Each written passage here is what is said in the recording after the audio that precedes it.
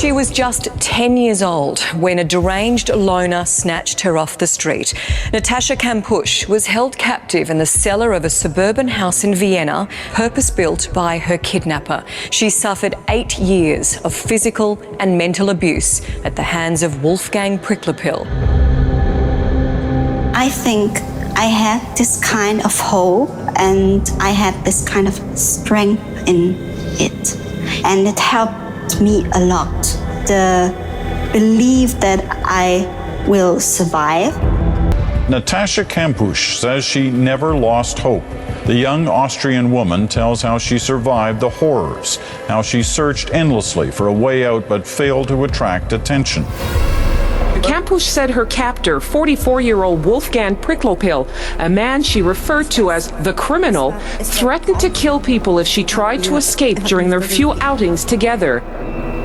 I saw that option and I thought by myself, I have to do it now because it's a chance and maybe it works.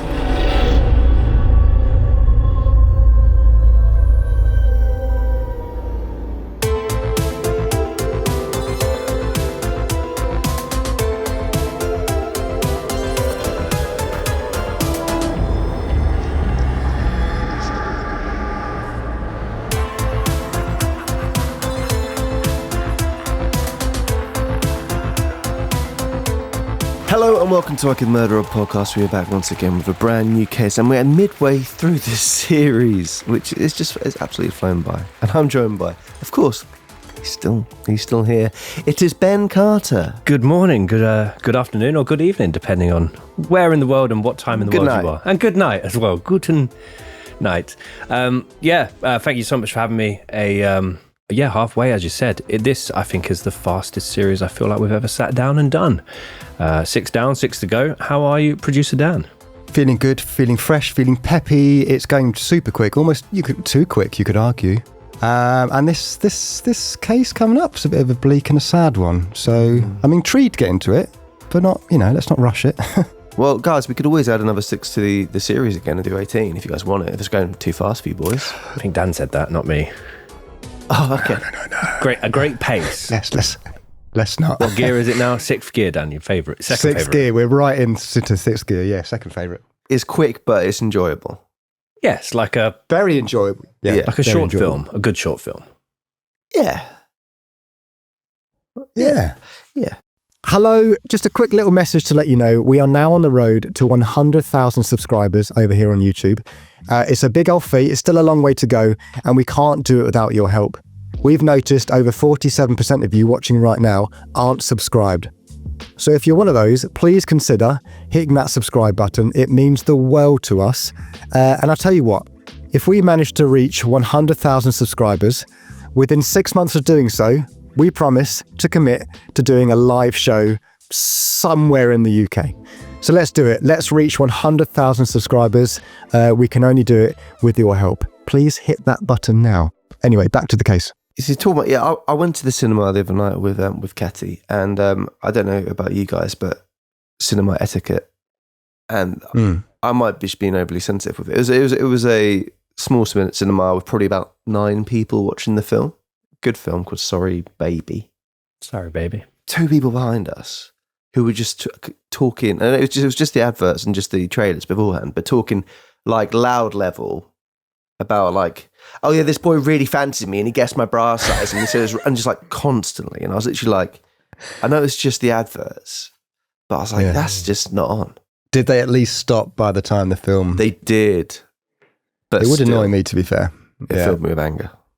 Yeah, they get a pass in my book, but if they started eating or drinking during the film, I'd be out. I'd just leave. But that's kind of hypocritical because you eat lots of things on the. I had a pineapple cube in my mouth for about a second of an episode, and it deeply offended someone. So apologies for that. But talking. I mean, they're revealing a lot. They're oversharing, which I guess also I'm a hypocrite by saying that. But they probably get just a light pass, but don't do it again. I did say if they do this during the film, I will say something, but I don't feel like I can say something at this stage. at this stage. I would love to see you say something to those people. Oh my God, I'd pay good money for that. Yeah, I think it'd be a bit like a little look first. If I didn't catch their eye, then I'd be like, yeah. The fact that you've had to turn around as guys! well. That should be enough. Just a little. And there was another guy came in with a fedora, and he was looking for a seat with a little torch on, and I was like, I like this guy. Came in by himself, and I was like, I rate that. I rate that. I rate that. I hate that, but I rate that. Anyway, let us know about your cinema antics and things you hate in cinema. We'd love to hear it. But anyway, we have a couple of cases similar to this before, but this one, it is a dark one, and it's a very interesting one, and we can't wait to share it with you guys. But without further ado, Ben, what is today's case? So this week we are here to cover the Natascha Kampusch case, also referred to as 3096 Days of Hell, the kidnapping and confinement of Natascha Kampusch, the crimes of Wolfgang Přiklopil, 8 years of terror trapped in a cellar, that's actually a title, it's not one that I came up with, or my cellar, it doesn't work. Natascha Kampusch, a lifetime in prison. The disappearance of Natascha Kampusch. Girl in the cellar. The Natascha Kampusch story. The lifetime in prison is just factually inaccurate. But I feel like this is emotionally touching on the lifetime ripple effect of what she experienced. But I do hear you. And Ben, Ben, remind us of the clue for last week. People again. It's either this series people have cottoned on to your ways, or your clues have got better. So, I'd be interested. Remind us of the clue for this week. I think mainly it's people working out my ways. But the cryptic clue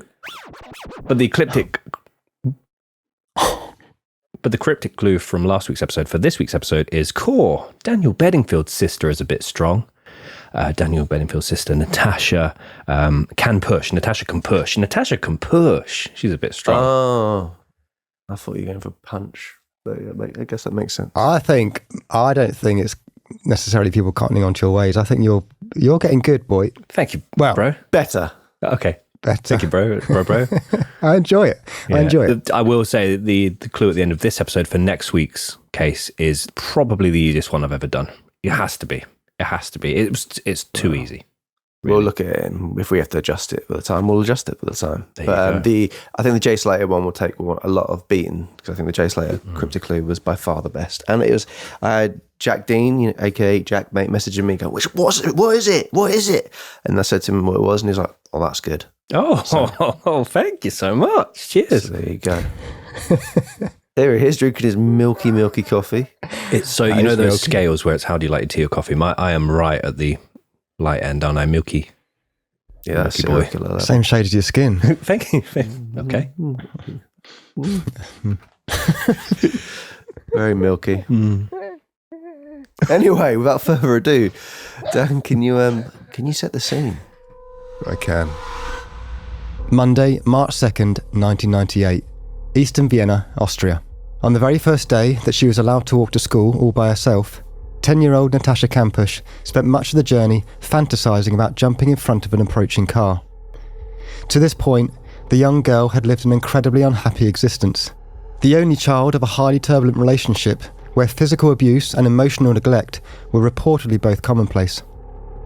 Her parents' recent separation had affected her deeply. She was withdrawn.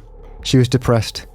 She had nobody to talk to, nobody to console her, and seemingly no way of escaping the sadness that surrounded her.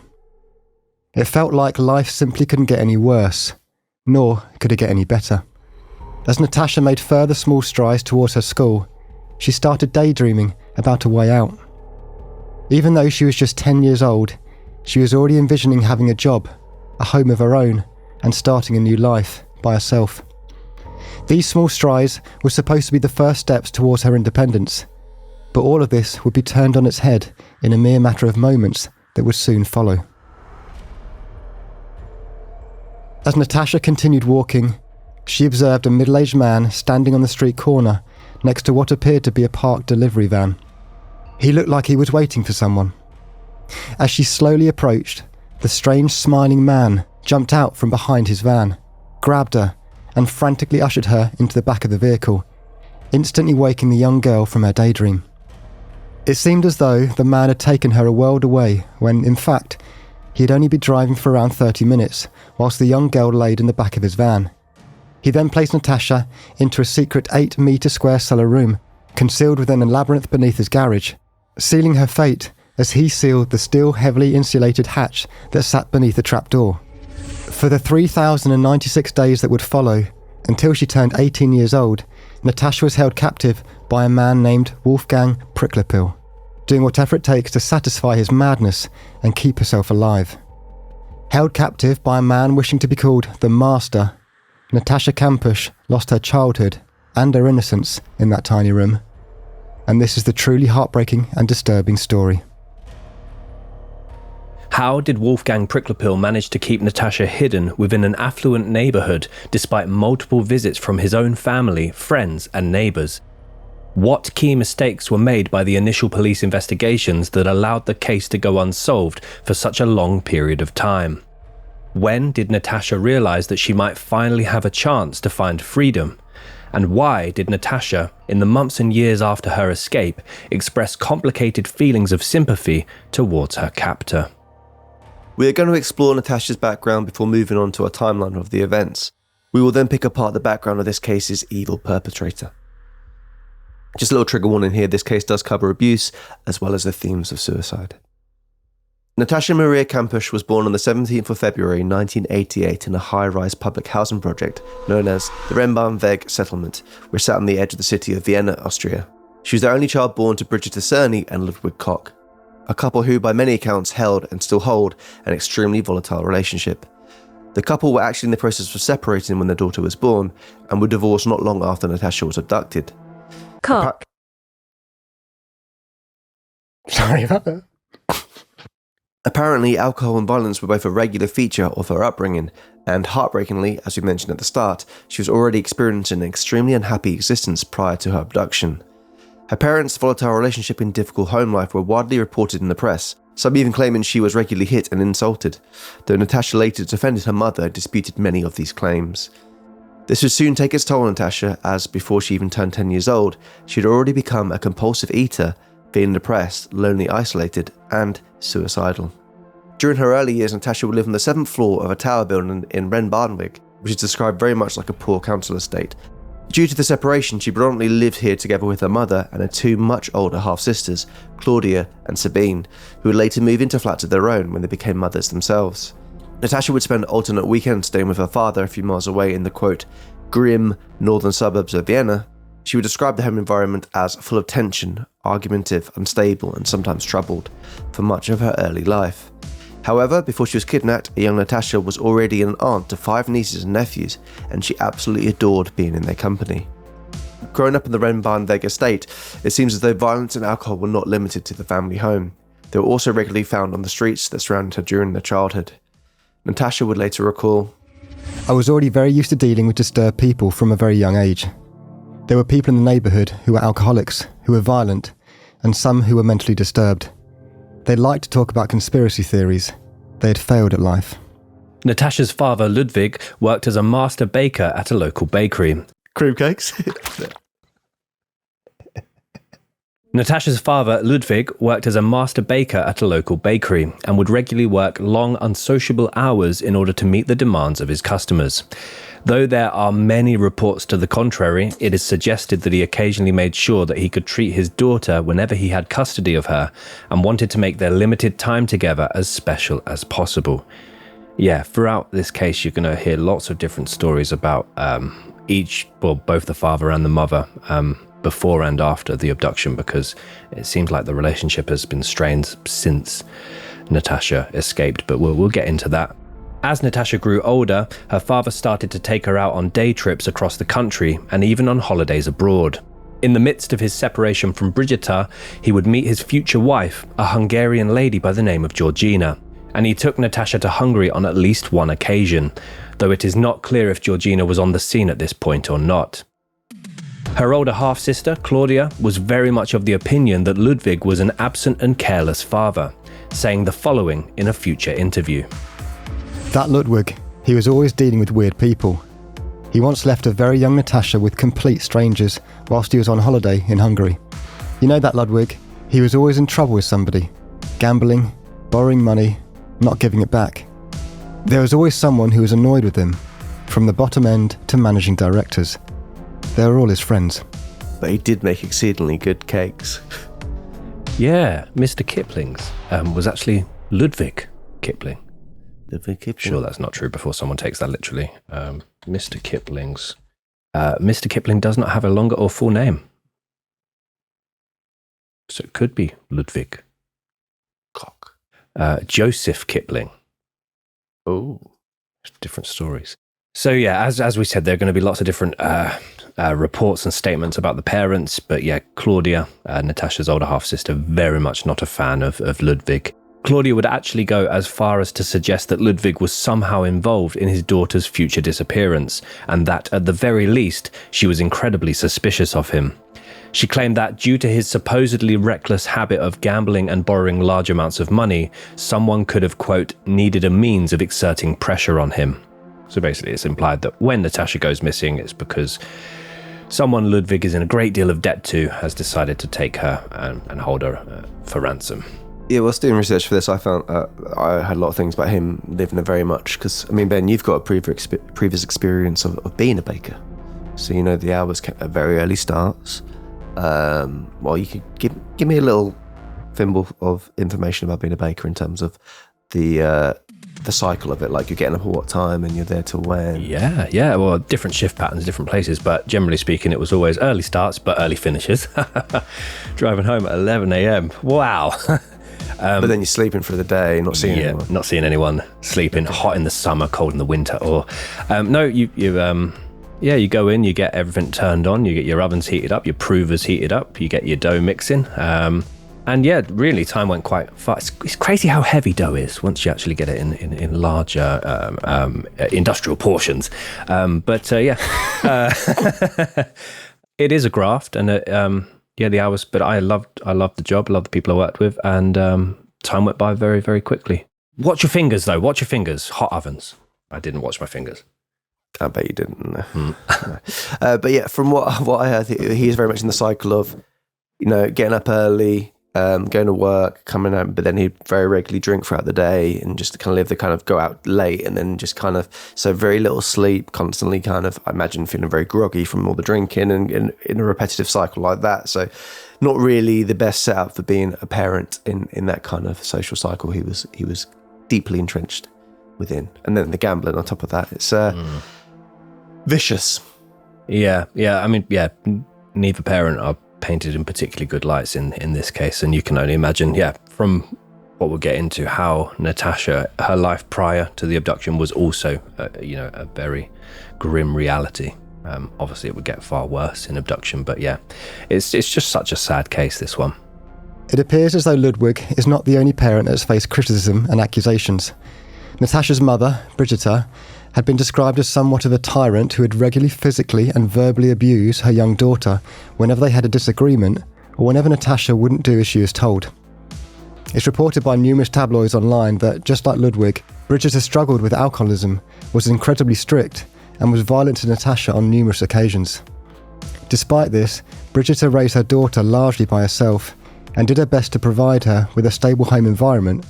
And it's important to note that Natascha herself would later assert that her mother was not abusive and that her home life was far better than her life in captivity. Despite all of the chaos and tension within the family environment, Natascha was known as a bright, sensitive and highly emotionally intelligent child. She attended Brioškiveg Primary School, where she was described as smart, curious and, from an early age, someone who seemed to enjoy her independence. Though she was also sometimes described as a bit shy. Friends and extended family members later remembered that she occasionally appeared far more mature than her age would suggest. She apparently noticed the little things, picked up on people's quirks and traits, loved to draw and do crafts, and, like almost every young child on the planet, sometimes had disagreements with her mother and father over small things. An example of this is that the family television would be left switched on for almost 24 hours a day, and Natascha would regularly stay up far beyond her bedtime when certain shows grabbed her attention. Frighteningly, but also thankfully, one of these particular shows was Attention XY Unglaust, which translates to Case Number XY Unsolved. I'm sorry if I've murdered that. Sounded pretty nice, though. Thank you. Essentially, this is the German version of Crime Watch, which would soon have an Austrian version. On watching this show, a very young Natascha learned the now vivid lesson that you must get as much information about a criminal as possible. Their name, age, children's names, wife's name, even their shoe size. Which is great. Yeah, that's one thing from doing the research for this case is she is incredibly switched on for the age she is. And yeah, I mean, it just goes to show the kind of importance of shows like Crime Watch. And people have pointed out that Crime Watch is still being shown in the UK, but it's during daytime. I think we were talking about whether or not that was still a thing. Yeah, it's like a road show or a live show. Like they have like little 40-minute mini. Remember this guy? Come on out. I used to burgle your houses. Come on, look. What are you up to now? Not a lot doing these. Yeah. It's available in dozens of different countries in dozens of different languages, but this just happened to be left on one night. She's watched it at a time when she perhaps should have been in bed, and she's learnt this, which would obviously play a big part in her future experiences. But yeah, very bright, as Tom said, very bright, very aware at such a young age. On the late evening of Sunday, March 1st, 1998, which was the evening before Natascha was abducted, Ludwig returned his daughter to Brigitte much later than was agreed and expected, after he had taken his daughter on holiday to Hungary. The pair, who were already at daggers with one another, apparently erupted into a huge argument which many of the neighbours could hear, whilst Natascha was sent to her room. A door was heard slamming and the house soon fell silent. The following morning, Natascha was due to return to school.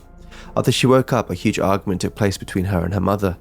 It is not completely clear with regards to what the argument was about. Some articles state that it was still her mother's anger over Natascha arriving home late the previous evening. Other articles state that the argument was with regards to whether or not Natascha walked to school or was to be driven. It is not completely clear if Natascha was asking for her mother's permission to walk to school because that's what she wanted, or whether she was asking her mother to drive her to school because that's what she wanted. Yeah, there was a big thing from all the reports I heard that Natascha was a long time asking her mum if she was okay to walk to school by herself, and her mum was very against that, adamant that she should be driven to school. So yeah, this has been debated whether or not on that particular day wasn't Natascha wanting a lift, or was she demanding she walked. Another thing I learned, which is heartbreaking, is her mum apparently had a bit of a rule for the house, like you don't say goodbye unless, like, if on an argument, it's like, people say don't go to sleep on an argument. It was don't say goodbye on an argument. So like try and resolve it, or like, say I love you before you leave the house.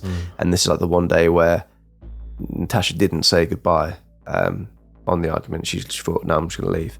Which I just think it just adds an extra just layer of like how horrible this would be immediately after this kind of interaction. I watched recently that what you just said as well about the house rule. I watched the film adaptation of Natascha's book 3096 Days, and the way they do it in the film, which is as close to the book, they stated as close to Natascha's book as they could get, is that Natascha still smelt of a nightclub, implying that her father had taken her to a pub and taken her drinking. Well, not drinking, but while he went drinking, taken her into the pub. And they filmed this sequence of her like dancing on a table, and he's playing the piano and telling jokes with all his friends, and then he returns her home. The following morning, Brigitte could smell the booze on her, and said that this is no place for a child to be, and ends up the argument got so bad that she struck her, and then Natascha left the home because of that strike. And yeah, whatever series of events happened here, it's so sad. So as Ben mentioned, the altercation became physical, and the strike would not only leave a mark on the child's cheek, but would mark the final time that she would see her daughter for the following 8.5 years. And it's here that we move to the timeline of Natascha Kampusch, 3096 Days of Hell. The morning of Monday, March 2nd, 1998, Eastern Vienna, Austria. Fresh from returning from her holiday and fresh from yet another argument with her mother, 10-year-old Natascha Kampusch started walking to school for what would be the first and last time in her life. The young girl had fallen deep into a depression and was alternating between daydreams of a brighter, independent future of her own and the very dark thoughts of suicide and jumping in front of approaching traffic. I wanted to show not just my parents, but also myself, that I was no longer a little child. Though the walk was daunting and it made me anxious, That day, I made a resolution. I wanted to try and be strong. I wanted that day to be the first day of my new life and the last day of my old one. Looking back, it seems rather ironic that it was precisely that day my life as I knew it actually did end, albeit in a way that I could not possibly have imagined. Natascha had lived such a sad and volatile existence to date, and things were unfortunately only going to get worse. As she left the familiar surroundings of her home in Vienna's Donnerstadt district, she slowly made her way, recalling entirely from memory, towards the Broschkiveg primary school. The journey was exactly 1 kilometre long and should have taken her between 10 and 15 minutes. However, midway through the walk, an obstacle appeared in the pathway ahead of her. I could see him in the distance. A man was blocking the pathway, but then he went behind the front of his parked delivery van. Many other cars were parked near his van, so I didn't see him. I thought he had gotten into it. Deep down, abduction was still something that happened only on TV, and certainly not in my neighbourhood. Then, he grabbed me and threw me through the open door of his delivery van. The whole thing had only taken a few seconds. I was well aware of the fact that I'd been kidnapped and that I would probably die. Everything happened in one fell swoop, as if it had been a choreographed scene, as if we had rehearsed it together, a choreography of terror. Yeah, so this is in a few of the documentaries out there and the film itself. This is recreated in horrifying nature.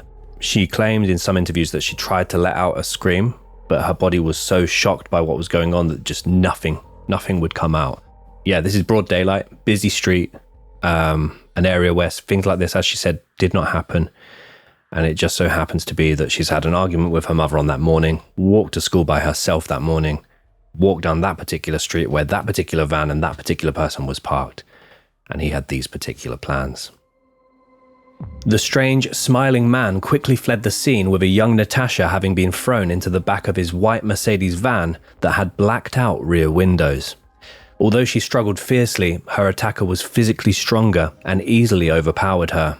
Immediately, her survival instincts kicked in, and from her memory of that Austrian Crime Watch show, which I'll try and do for you, Akten sein Sie, from that show, Don't say like instead that. of kicking... Oh no, I didn't shout. Well, you kind of went for it. It's not an ord. So instead of kicking, screaming or crying out for help, she remained calm, and the first words that she was able to say to her abductor were, "What size shoes do you wear?" She then followed that up with, "How old are you? Are you married with children? Why don't you have children?" Her abductor gave short, simple, and seemingly anxious responses as he drove her 30 minutes away to a prosperous town called Strasshof, which is just 15 miles east of Vienna and a roughly 20-minute drive from Natascha's family home. Natascha then recalled the following harrowing exchange. I asked him if he was going to kill me or bury me in the woods, but he told me to keep quiet. I was then wrapped in a blanket and carried down to the basement. Then, I was placed in the darkness, a dark room, the dungeon. I was in shock. It was pitch black, cold. I kept on thinking that someone would come and find me, that my mum and school would be missing me. I was convinced the police would come and save me, like in the movies and on TV. So yeah, I mean, we're going to get onto some more detail about this underground cellar, dungeon, basement room. I mean, it's a very, like we always seem to find in these cases, which is fucking terrifying, very intricate labyrinth of tunnels and false doors and hollowed out walls to get to this location. And it's, yeah, we'll pop a lot of pictures and videos up for this one. It is absolutely terrifying. And at first, when she's first placed into this room, it's pretty much completely empty, completely dark, apart from a very slight bit of light getting in through a ventilation system. It's terrifying. It's like we mentioned though, she's so switched on and asking all the right questions and stuff. She's so bright given what's happening right now. She should go on to be a TV host now. Yeah. All the questions. She's good at questions. Yeah. Meanwhile, back in the Rennbahnweg area, concerns were raised when Natascha did not arrive at school. Concerns were heightened when it was revealed that Natascha's abduction had apparently been witnessed by one of her school friends, a 12-year-old girl who claimed that she saw two men dragging Natascha off the path and into a minibus. Immediately, the news was shared with her parents and the local police were contacted. Hundreds of police officers combed the streets of Vienna with dogs and helicopters in the search of 10-year-old Natascha Kampusch. News outlets and investigators immediately cast suspicion on her mother, Brigitte, who claimed the pair argued before she left for school. It was also revealed that Brigitte and her new boyfriend had regularly teased Natascha about her recent weight gain, which convinced many people that, for such a reason, Natascha had run away from home. After learning about her parents, a great deal of public felt that they were involved in Natascha's disappearance. Others believed that she may have been taken abroad, and others believed that she had already been murdered. So yeah, we're just going to play the initial news report for you, which has been dubbed in English, but the footage of them, they basically searched this entire tower housing estate for Natascha, believing that she's still there. Within the first few hours alone, it's a significant development, and the news report is just shows you the scale of the search for her. Austrian police are investigating the disappearance of 10-year-old Natascha Kampusch, who was last seen walking to school on March the 2nd. She had about a 2-kilometer walk to school, starting from her home on the Rennbahn estate. Halfway along, there's a roundabout on the Melangasse. At approximately 7:20 a.m. that Monday morning, a girl standing at the roundabout says she saw another girl in a red anorak being forced into a white truck parked on the right side of the road. Although Ben, as Ben said there, the search was, immediate and, people were all on it, the police, some reason, decided to not investigate the tip-off about the white minibus for 2 weeks, which I find is wild, considering it's the witness to an abduction. I believe that the girl told the teacher thought, she's one of those students that tell little tales, little white lies. Spins the yarn. Yeah, little white minibus lies. But her parents did believe her, and she took it to the police for her to file the report. So after that, a huge search for white minivans were eventually undertaken across Vienna, and many dozen minivan owners being pulled over whilst out on the road. One flaw with this was, although that what she spotted was correct, the police did announce that they were going to basically question everyone who owned a white minivan, which then gave Wolfgang enough time to prep for this visit from the police. So, if you're going to question people and surprise people, don't give them bar warning. Questions were immediately asked as to whether or not this was simply the random, spontaneous work of an opportunistic kidnapper, or had Natascha herself been specifically targeted for a reason. By the end of the first day, Natascha was nowhere to be found, and had in fact been hidden 3 meters below ground, and 3,095 days would follow. Yeah, I don't want to keep going back to the film because I've avoided watching films before, or films about cases or individuals we're covering. I've avoided watching them as part of the research process, but because this was based off of her own autobiography, I wanted to watch it. And this sequence of her first night in this room, it really hurts your heart because she's so confused, thinks that she's eventually going to be, let out and it was all a prank or something like this, wants to go back to her mum and dad, and the sudden realization that no one's coming and that she's just in this small, very tiny room all by herself. There's nothing in the room initially. Eventually it would be partly furnished, I guess. Oh yeah, it's absolutely chilling. I would recommend the film itself. I had a difficulty with it because the guy that plays Wolfgang Přiklopil looks a lot like a guy from football Twitter, but other than that, it's a harrowing watch and really brings to life this case. So I'd highly recommend it. I think it's on Prime at the moment, on Netflix, but that first night alone, she's crying, there's nothing in there, she's on the floor, and it's just a desperate situation. So as I mentioned, the police did mess up by basically alerting everyone who had a white minivan that they were going to be interviewed. So this gave Wolfgang ample time to essentially, he could deep clean the van and basically fill the van with things for renovations, dust, and like lots of just crap, basically put it in there. So when the police did come round, he said, oh yeah, you can check the van out, I can empty it out if you need to look. And they looked in there, saw there's loads of stuff in there, and they were kind of like, oh, that's fine, don't worry about it. And they left it, which, yeah, I mean, obviously there would have been talking to and interviewing and expecting hundreds upon hundreds of fans in the area, but how close they were to the actual perpetrator of this case and how early on within the case they actually were interviewing him is incredibly frustrating. And they just should never have announced the fact that they were going to be doing the test, because why would you say that? Why would you give them time to sort that stuff out? It was the morning that they went to his house, they finally realised he was also, because the front garden was completely electronic, large gate, hedgeways. You couldn't see into the building. It wouldn't be unless you looked over this gate that you could suddenly see this white van. He wouldn't often take it out after the abduction. But the other thing is, when they went into the house, he had his mother around, and the house was ridiculously clean and tidy, just like so neatly presented, and he was offering them cakes and coffee and all this stuff. And he said, "Oh, this is my mother. She owns the house," because he wasn't registered as the address keeper. So they just viewed him as harmless, just a bit of a strange guy, but very, very harmless. And I guess they wanted to carry on with their search. They very quickly ruled him out, as Tom said, which would come back to haunt them. Natascha had been placed in a purpose-built secret cellar dungeon by a 35-year-old man named Wolfgang Přiklopil. He had built the cellar himself in preparation for one day keeping a slave. The room had no windows and was poorly ventilated. It had also been constructed with heavy insulation to make it extremely difficult to detect any sounds. The secret 8-metre squared or 86 square foot cellar was built beneath his garage, directly next to the house that his elderly mother, Waltraud, owned. Waltraud also occasionally stayed at the incredibly clean and tidy property within a quiet, affluent suburb, but more on her shortly too. The other thing, just to add, because people might be jumping to say this, is obviously he modified this secret cellar dungeon. The house actually, I've got it in our aftermath, but the house actually kind of came with some form of underground basement beneath the garage, which basically his grandfather built the house after World War II, and he and Wolfgang's father built a bomb shelter under the garage. Wolfgang has then added an extra secret room within the bomb shelter, which Tom's going to go through now, the layout of it all and everything like that.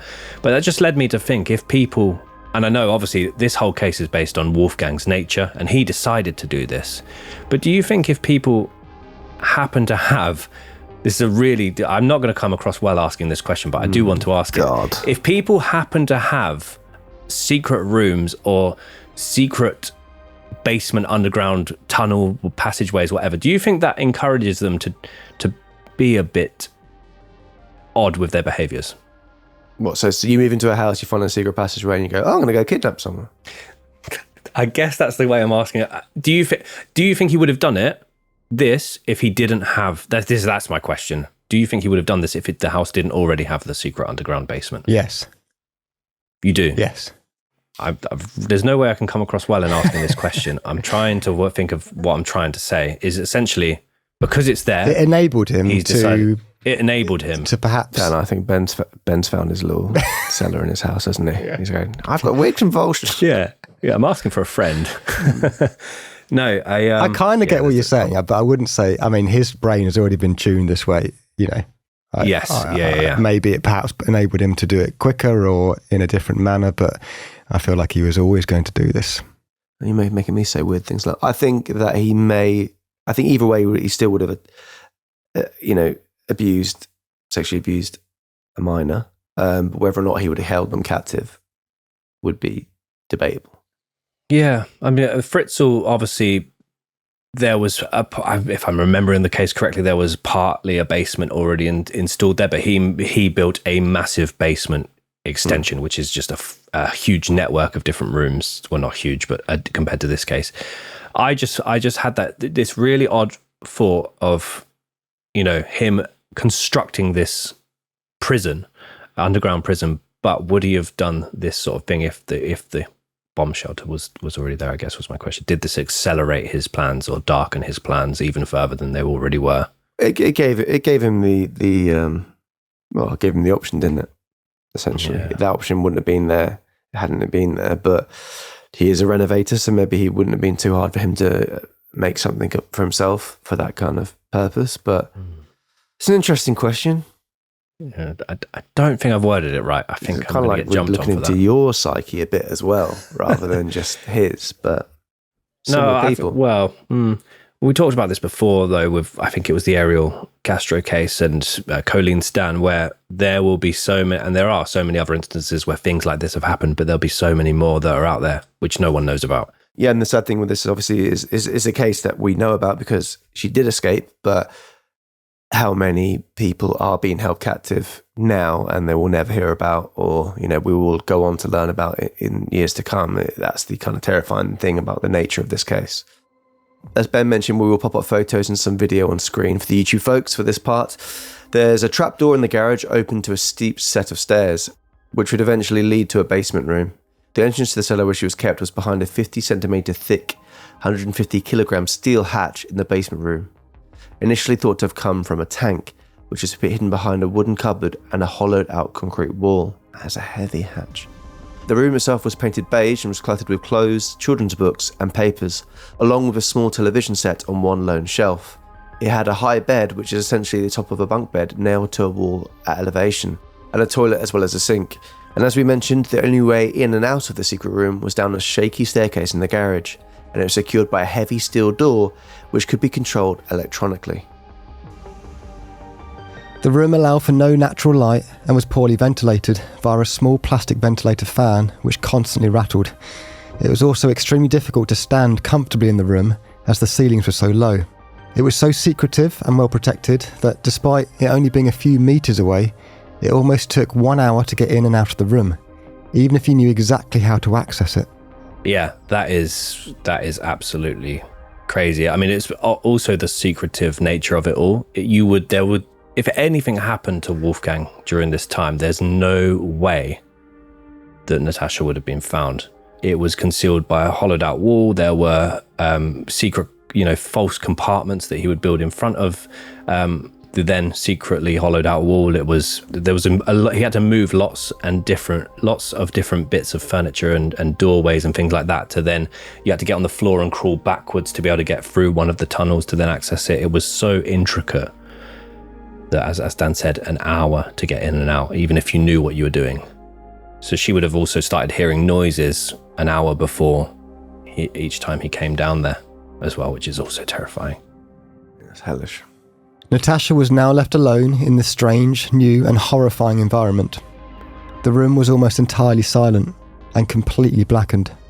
Wolfgang took all the light bulbs out of the cellar initially, but would eventually refit them and only turn them on and off when he felt like it, so that Natascha had no idea of what time of day it was.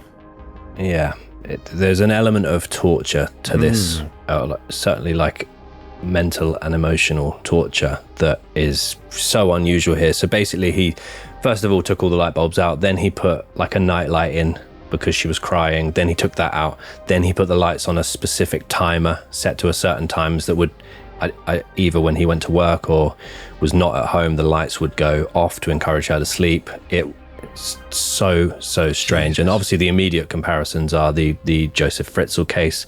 Very poor oxygen flow. She would have no idea of the time or the season. It would get either extremely warm or extremely cold. Lots of damp, lots of insects getting in there as well. Her toilet would be right next to her bed. It was smaller than what I would imagine most prison cells are. And I would encourage the audio folks to come and have a look at the episode where we'll put the video up, or to search for pictures online. It's the house that's so pristine and in a lovely, prosperous neighborhood, neat and tidy. He's got money, doesn't really have to work. Then to know that this different world was right beneath him is, it's just unimaginable. And it's really easy just to research this episode and write down 3,096 days of hell. 3,096, 8.5 years in a box. And I know eventually there'd be some flex on that. Flex is not the right word, but he would allow her out of that box for a few hours at a time. And I can't imagine the impact that would have on someone's psyche. I was going to say, it sounds mad to say, but in here, I've got no natural light, and after a couple of hours I can feel a little bit, I just need to get outside. So exactly what you're saying, Ben, it's just almost a decade of being in, and this is a nice room. I'm not showing off, but it's a nice room. It is nice. Yeah, it's a nice room. And how big is it? It's about 7 meters by 3, so spacious too, really. Considering it's just a horrifying thought to be stuck in there for over 8 years. I think as well, in those years of her life, going into that environment as a 10-year-old, I don't even, you can even comprehend. I know she was wise, obviously wise beyond her years. She probably knew what was happening, but that's her childhood now spent in that, the majority of her childhood now spent in those circumstances, and it's just absolutely heartbreaking. In placing her in the cellar for the first night, Wolfgang made Natascha hand over a school backpack, which she was extremely reluctant to part with. He expressed that she needed to hand it over to him because he felt like she could be carrying a transmitter which she could use to call for help. Natascha eventually handed over the backpack, which had her passport in it, as she had just taken the backpack on holiday to Hungary, together with her father. She also handed over her shoes, which Wolfgang took away and burned. Although things are already terrifying, here is where a really strange dynamic gets added to the case. Before Wolfgang left the cellar for the night, 10-year-old Natascha asked him if he would tuck her in. That got me.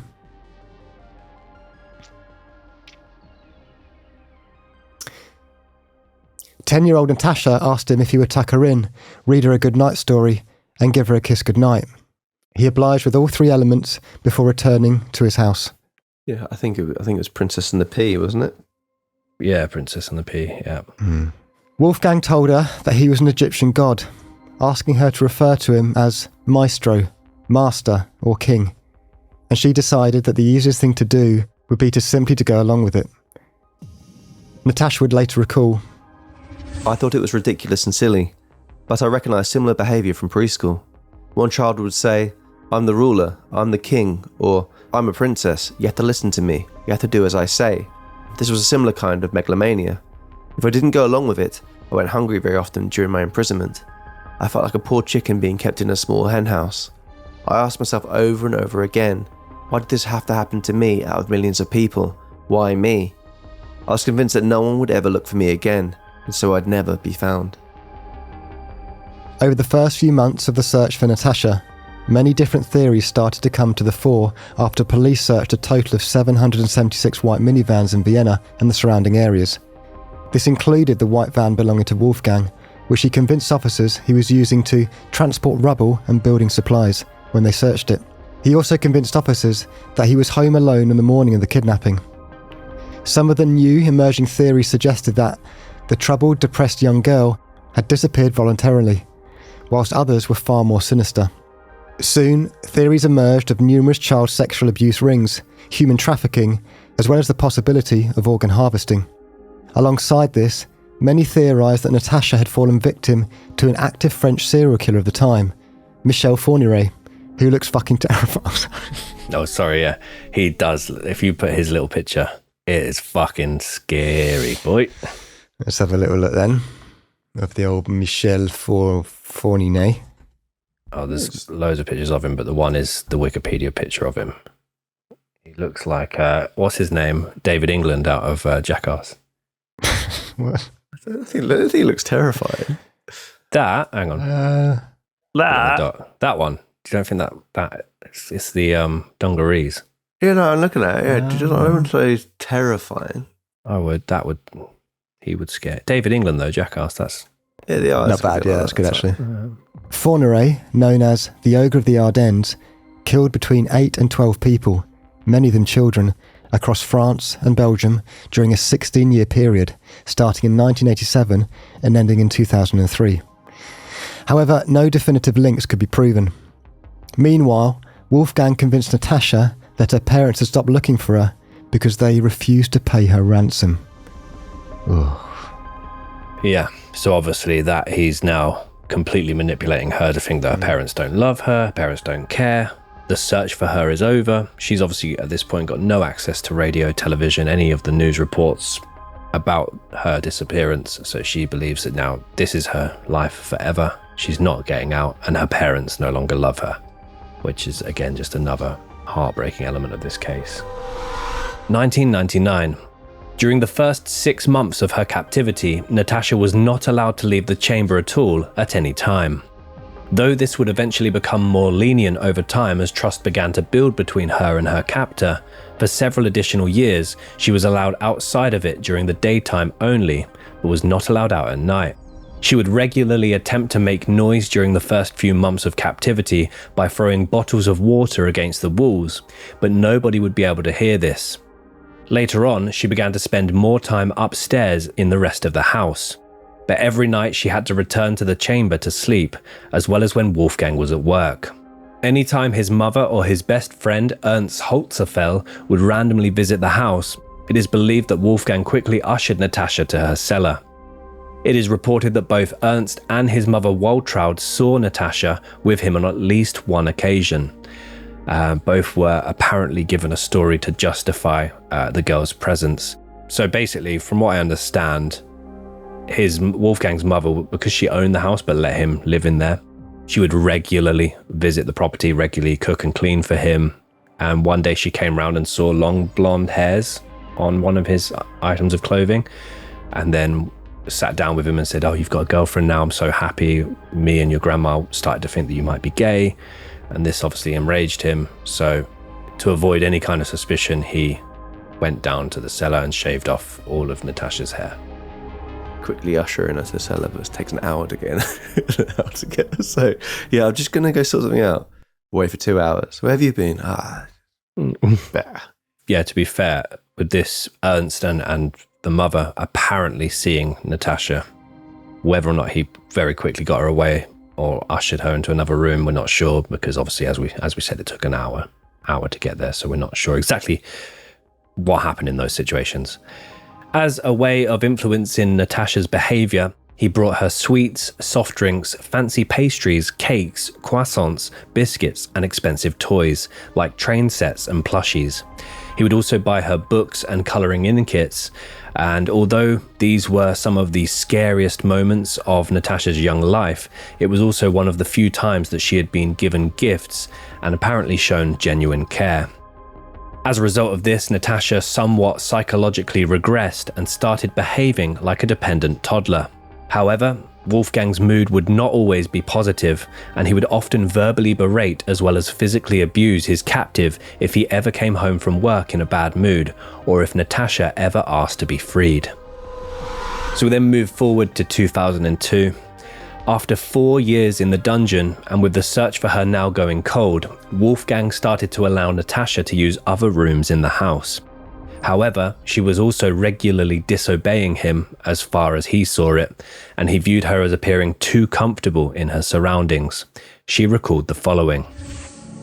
He wanted to show more and more that he was stronger than I was, that I was someone who had to obey without question. When we ate together, he always allowed himself a much bigger portion. I saw that I had no rights.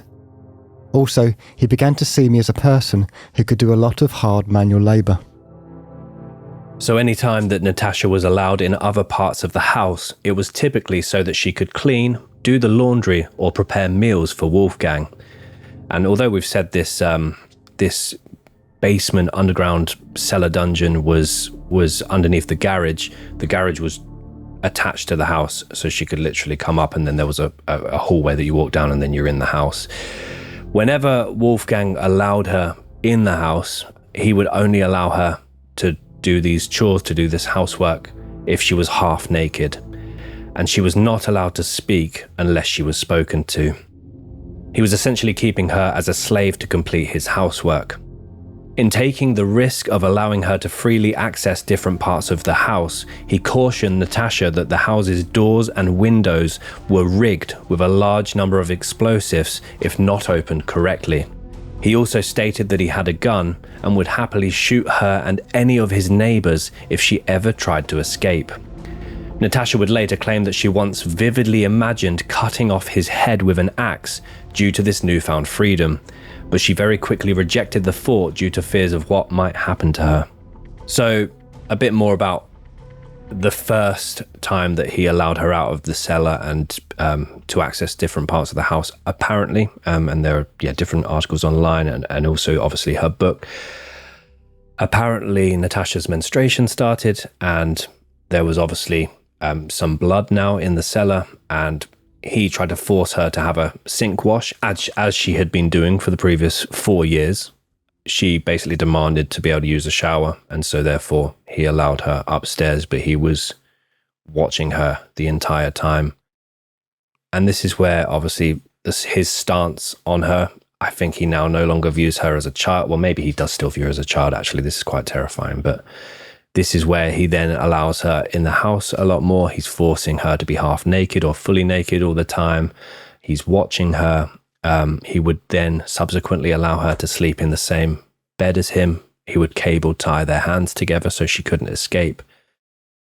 The reports are conflicting, but this is where I guess fantasies about sexual abuse on his captive would start entering Wolfgang's thought process. And this is horrendous. There's again, I said I'd stop going back to the film. The house itself, Wolfgang's kitchen, where he has basically the kitchen set, and then the opposite side is a table next to a wall with two seats, a seat either side. And his wall is a woodland backdrop. So it looks like you're in the forest in his little kitchen. And there's a really poignant moment where she's being forced to make meals for him. He's sat at the table waiting for the meals.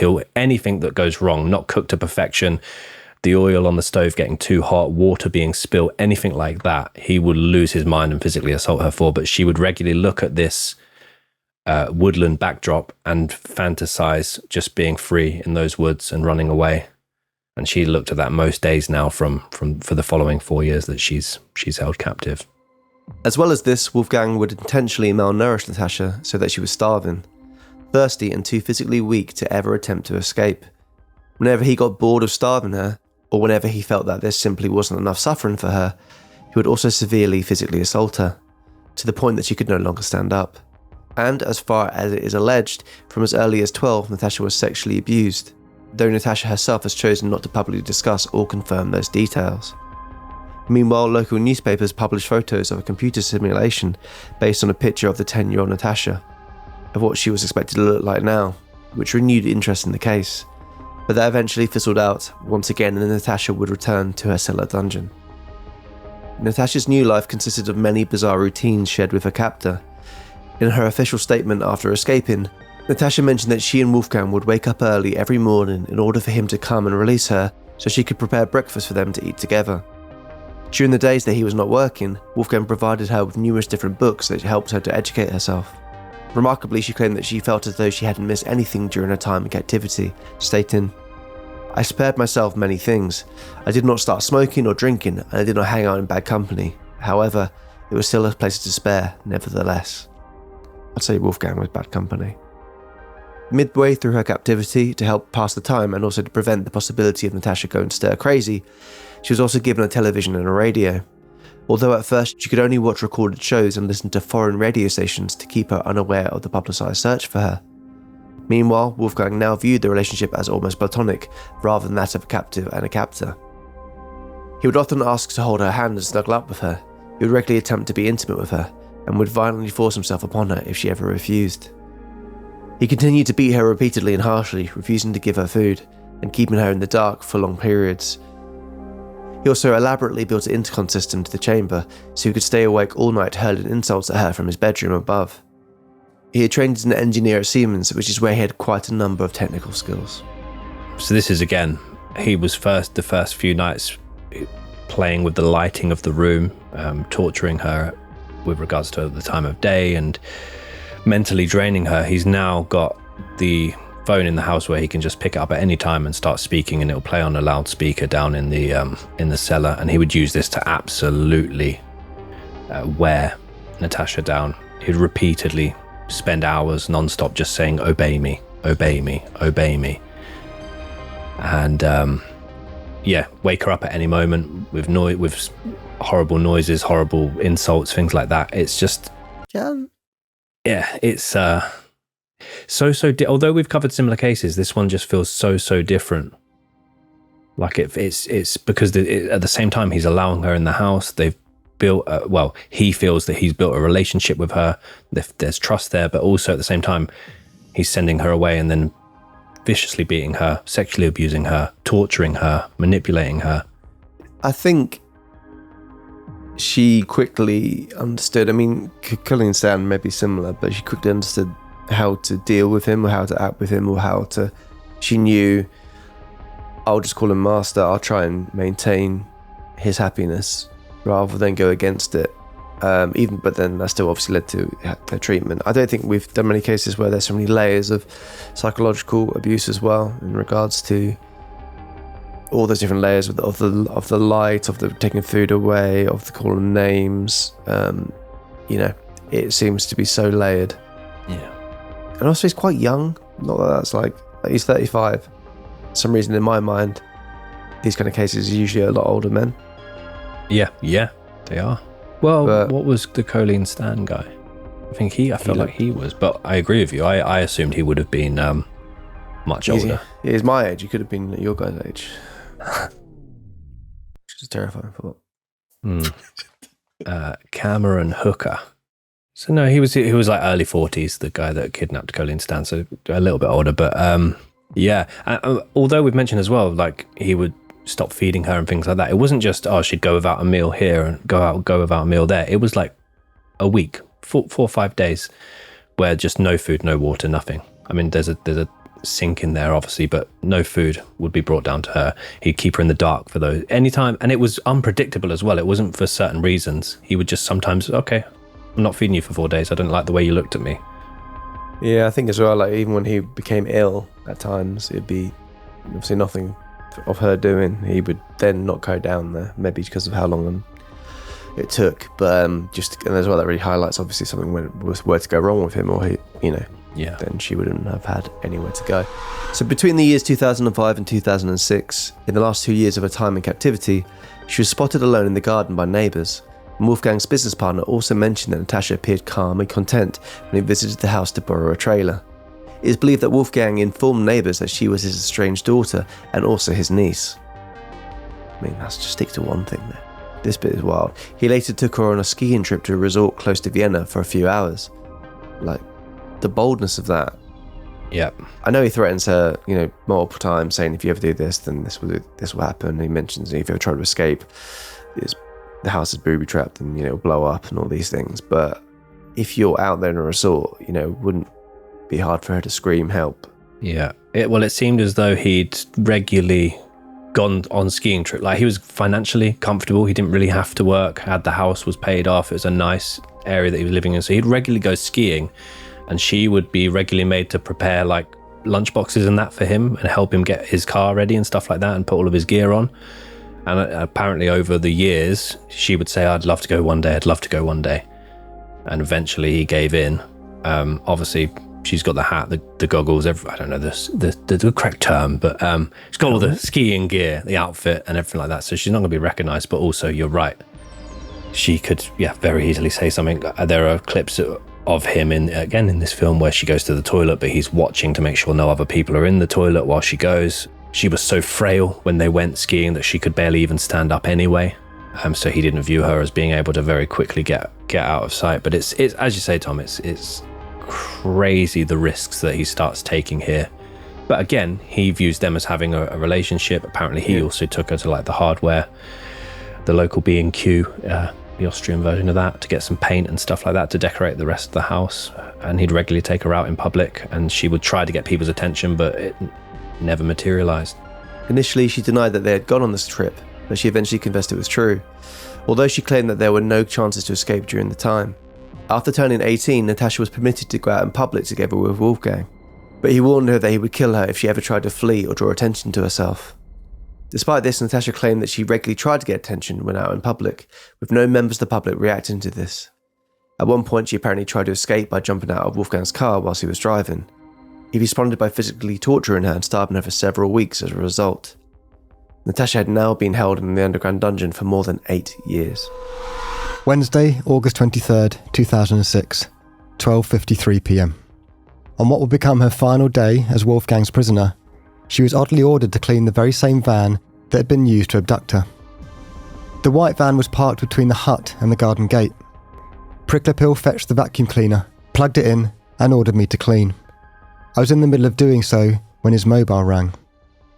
Absorbed in his conversation, and because of the noise of the vacuum, he turned round and moved several metres away from me towards the pool. I was alone. For the first time since the beginning of my imprisonment, the kidnapper let me out of his sight while outside. I stood frozen. My ribcage felt as if it was encased in an iron corset. I could hardly breathe. Then, everything happened so fast. With superhuman strength, I tore myself out of the paralysing quicksand that was tightening around my legs. I dropped the vacuum cleaner and bolted to the garden gate. It was open. Despite being incredibly frail, weak and malnourished, Natascha ran more than 200 yards down the street, jumping over a number of fences, running through a number of gardens, and shouting for neighbours to call the police in the process.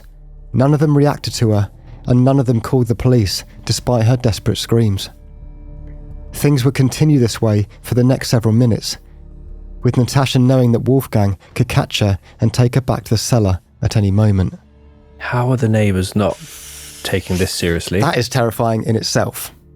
We'll talk about her height and weight and the general health condition of her after escaping, but she's essentially running down the street covered in bruises, very pale, very, very frail, and no one's taking her. She's saying who she is, and no one's listening. No one's reacting to this, which is just bizarre.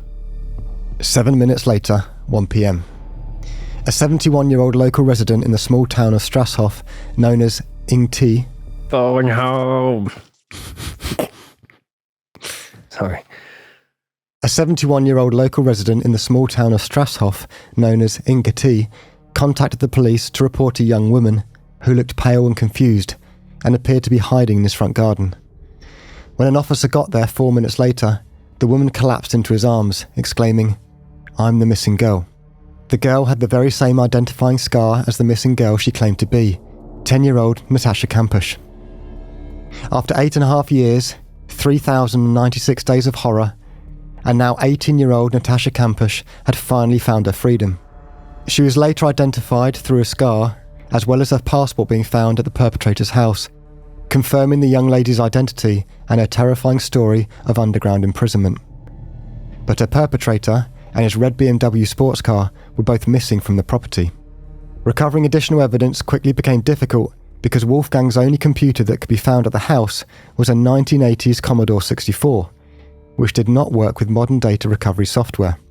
Before Natascha managed to escape, it was confirmed that Wolfgang was attempting to get fake documents as a Czech citizen in order to start a new life with his prisoner.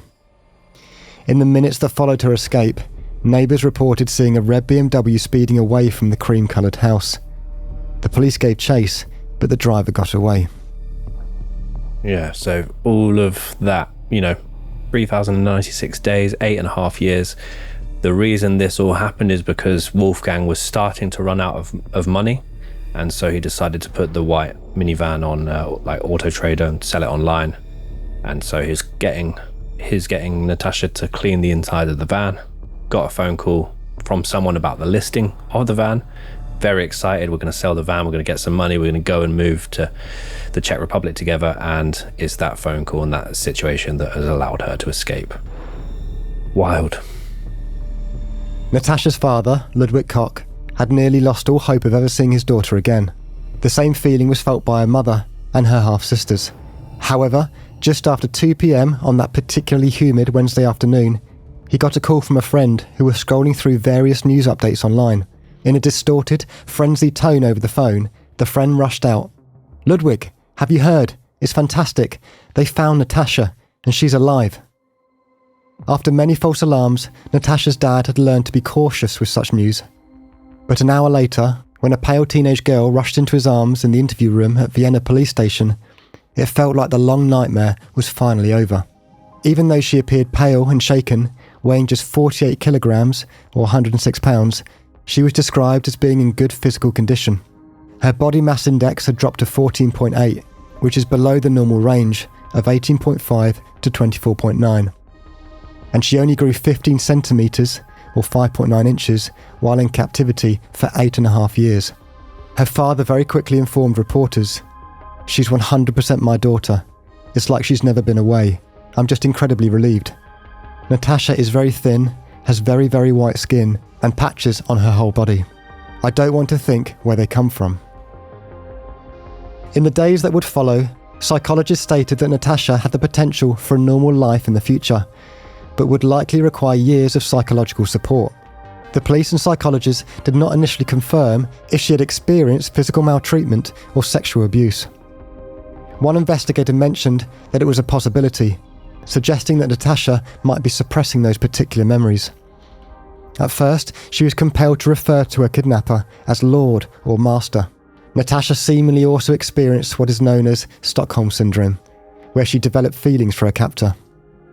However, Natascha states that this is not true. She believes that those who refer to her in this way are showing disrespect and denying her the opportunity to explain and examine the complicated relationship she had with her kidnapper in her own terms. Psychologists noted that it was merely a form of self-preservation to adapt to the only person present during her critical adolescent years. However, they also indicated that Natascha recognised him as a criminal and an adversary, which ultimately fueled her motivation to escape successfully. Thursday, 24th of August 2006, early hours. Seeing no other option now that Natascha had escaped his chamber, 44-year-old Wolfgang Přiklopil drove his red BMW sports car to a car park in central Vienna. He had spent much of the prior evening nervously wandering the city before ultimately walking to Vienna Nord train station after learning that the police were now looking for him. Here, he paced the walkways for several minutes before jumping in front of an oncoming express train. And there are also rumours that he essentially just laid down on the tracks in front of an approaching train. Either way, he was killed instantly. His death is believed to have occurred during the late night hours of August 23rd or potentially the very early hours of August 24th. The media had also reported that he apparently confessed everything to his best friend, the business partner we mentioned earlier, Ernst Hosselfel, apparently saying over the phone to him, "I am a kidnapper and a rapist," though it is believed the word rapist was added by journalists. Upon learning of her captor's suicide, Natascha later claimed, "It was clear only one of us would survive, and in the end it was me and not him. I was fully aware that my escape would also be his death sentence because he always threatened me with suicide. He regularly told me that they would never catch him alive." A spokesman for the Vienna Police Department later described the dead man as a technical freak and a loner who apparently only had 2 male friends. The following morning, international reporters and TV camera crews braved pouring rain to converge on the kidnapper's house, which by then had been sealed off by police cordons. Many different international newspapers subsequently published pictures and details of the windowless underground hiding place that the kidnapper meticulously prepared for his victim more than 8 years ago. Pictured in these articles was a narrow room with a wooden ceiling, high bunk bed, toilet and wash basin, and also had a writing desk and a television set. Among those at the scene, and there's a huge press presence when this story started to break, were representatives of TV stations from Germany, the United Kingdom, the Czech Republic, Hungary, and the United States, as well as newspaper representatives from countries as distant as Chile, India, and Australia.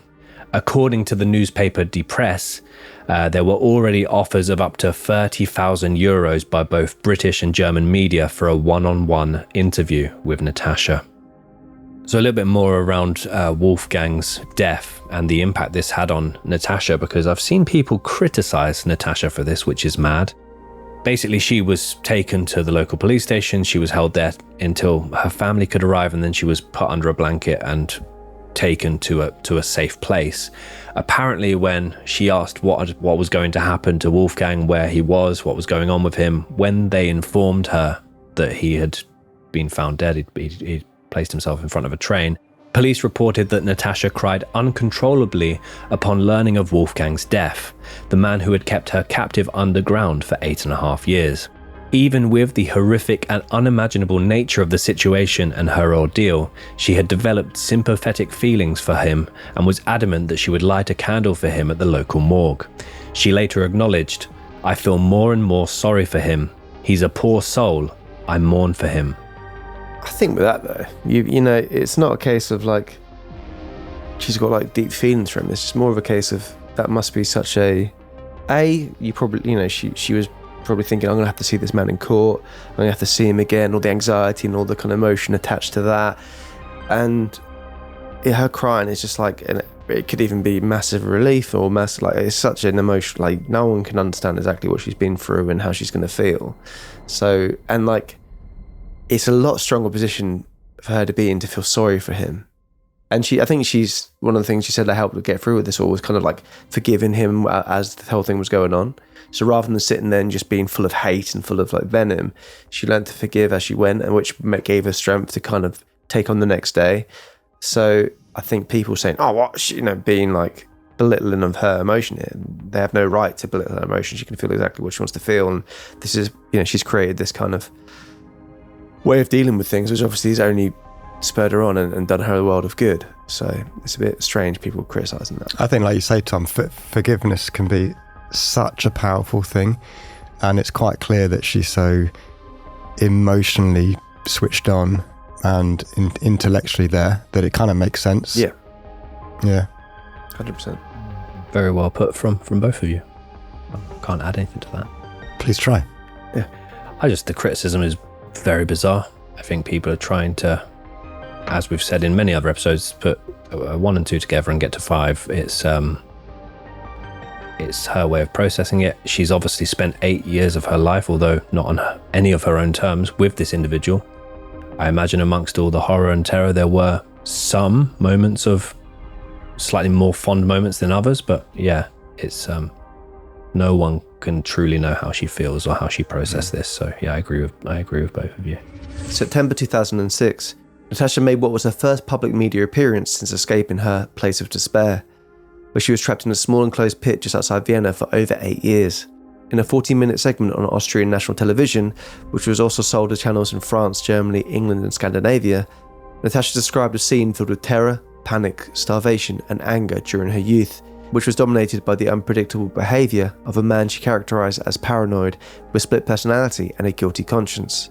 This interview generated more than €300,000, which Natascha donated to charities serving women in Africa and Mexico. The Kronen Zeitung newspaper and the News Weekly News interviewed Kampusch as well. This interview was released on the 6th of September 2006. Both interviews were conducted in exchange for a package that included housing assistance, a long-term job offer, and educational support. Shortly after her escape, Natascha mentioned her desire to purchase the house, which she later inherited via Wolfgang's estate. That is wild. Yeah, is it 40 minutes or 60 minutes Australia? I think it's 40, is it 40 minutes Australia, that show? They do 60 minutes. There's footage of Natascha walking an Australian journalist around the house after she had basically inherited it via Wolfgang's estate, and it's I'll pop a link in our Facebook group. It's I can understand her desire to want to purchase it for the reasons she'll go on to give, but yeah, again, there were people critical of this, and I just don't get how she can have any critics. She's also donated €300,000 to charity with her first interview since she's become a free woman. I don't know how this lady had any critics at any point. I just don't understand that. Definitely, yeah. So she expressed the reason that she did this was to prevent it from turning it into a shrine for the sentimental tourists. Yeah, I get that. So yeah, I mean, obviously in the UK and a lot of other places, they'll usually a place like that would be demolished to prevent that kind of thing from happening. But yeah, interesting that she felt, completely, she has her own reasons. So yeah, I won't look too far into that. So now we're going to move on to the aftermath of the case. So as I mentioned early on in the episode, there are so many articles out there about life since her escape, and I don't think life has been as easy as people make it out to have been for her. Obviously, she now obviously lives a much better life than were her conditions during her captivity. She now lives in a penthouse. She's got a partner. She's financially secure, but there have been a lot of heated arguments between her father and mother. So her mother, first of all, ended up writing a book about her experiences, and although she was known as Brigitta Cerny, she had reattached the maiden name of Kampusch to her name because of the publicity that Natascha Kampusch's story got. And although Natascha initially supported the book and it was there on the release, there are some details in there that I feel she was quite critical of, and it seems a lot like Brigitte, from what I've read, and again, there's lots of information out there. She seems to be basking in the limelight ever so slightly of her daughter's ordeal. She doesn't really see her family, as far as these articles suggest, and that her father feels that she's very absent ever since her release. So it seems like the family dynamic is still quite fractured, although this is just as far as the articles suggest.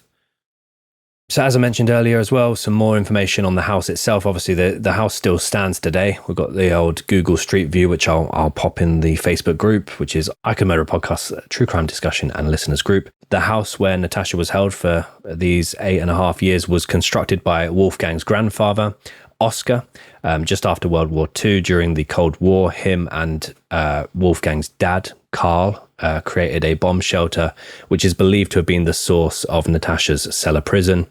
Wolfgang inherited the house in 1984 after his grandmother passed away.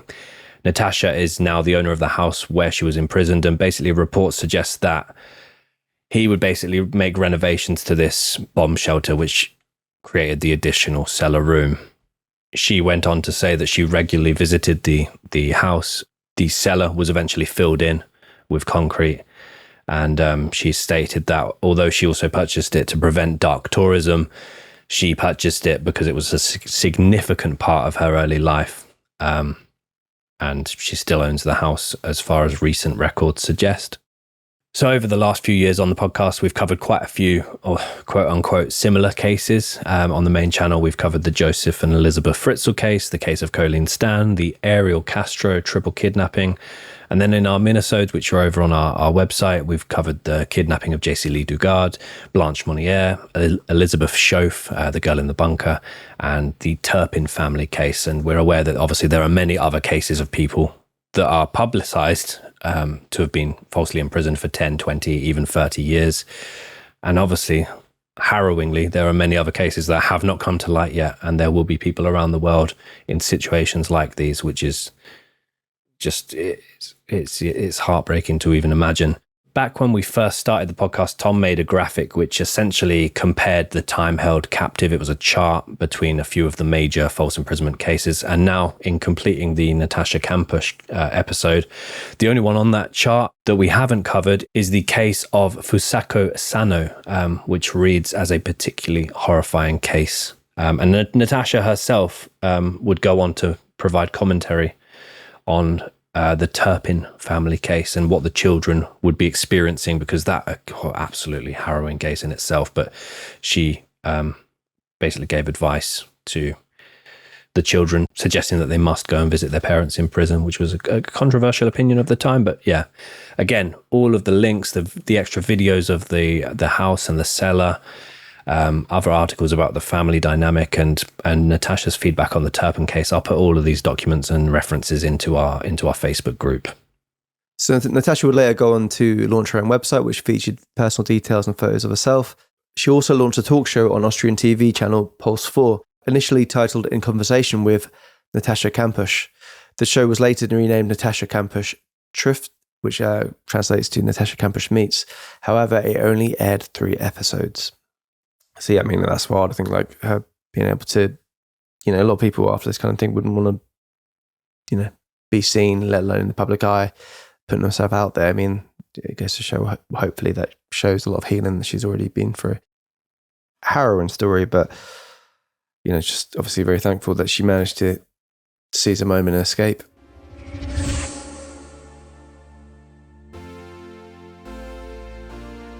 Now we're going to move on to a little bit of light relief.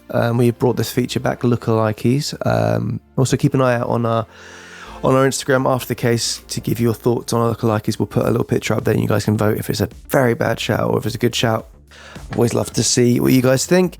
I said someone last night when I play football looks like Adam Sandler, and no one agreed with me. So I don't think I'm great at lookalikes, but we'll see. Ben, do you want to start or do you want me to start?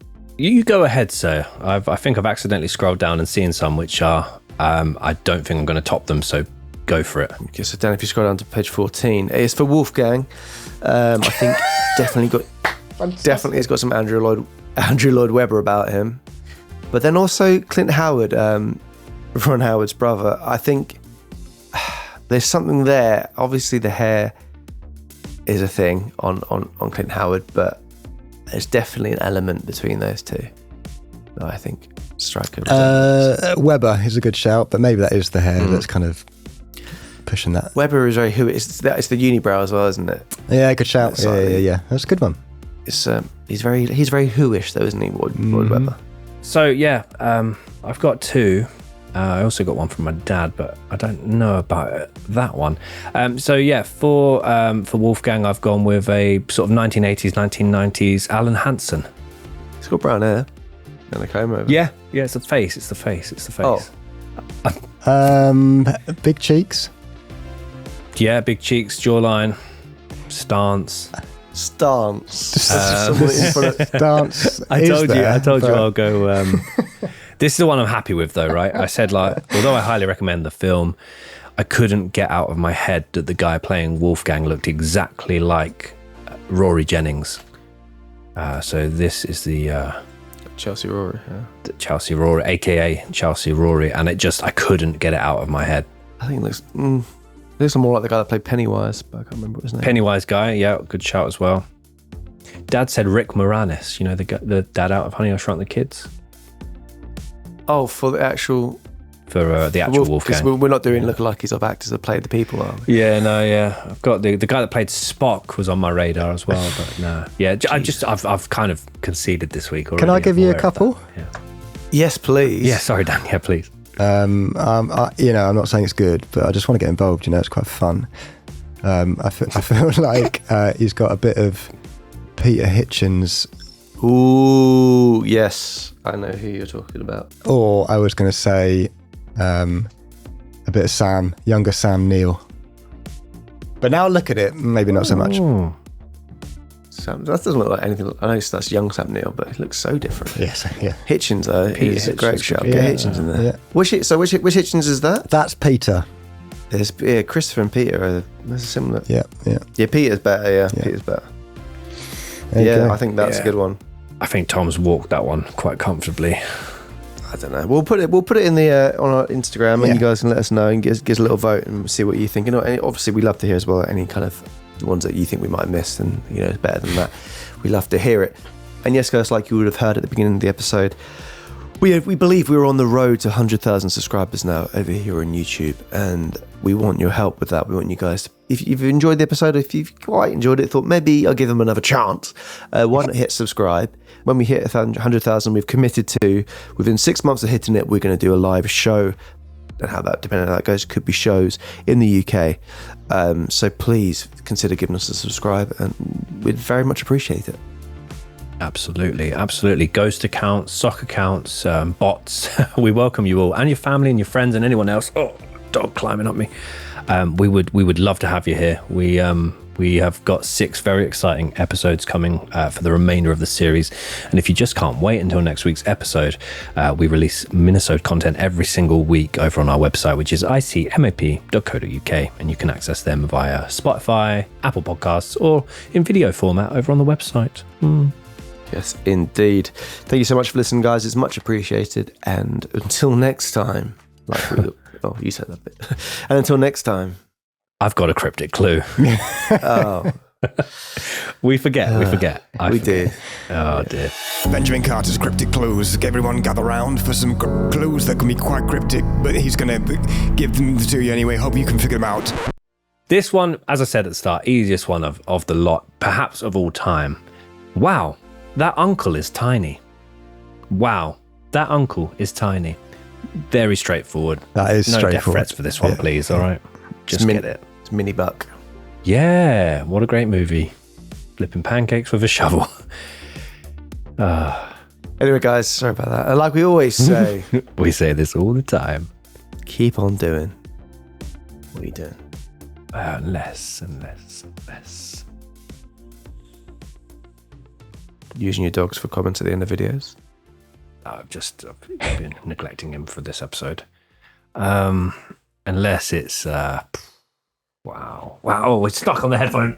Wyatt. Unless Dan. Unless saving your lookalikes until the morning of. That was me. You asked your dad. You must have obviously been chatting to him about it. No. Yeah, I mean, he got a good one. I didn't have no one. Chelsea Rory. Yeah. Essence. Yeah. Wow.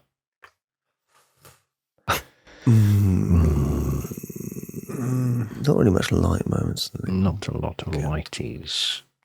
Yeah. Fucking hell. Yeah, it's bleak, isn't it? Long. Oh. Unless it's saying anyone that has a cellar has the convulsion to kidnap. Oh, God, yeah. Well, I don't know if that's going to make it in the episode. I think it should. Yeah. I don't know. I don't know what I was thinking. See you later. Forgot about it. See you guys. 2 Pip.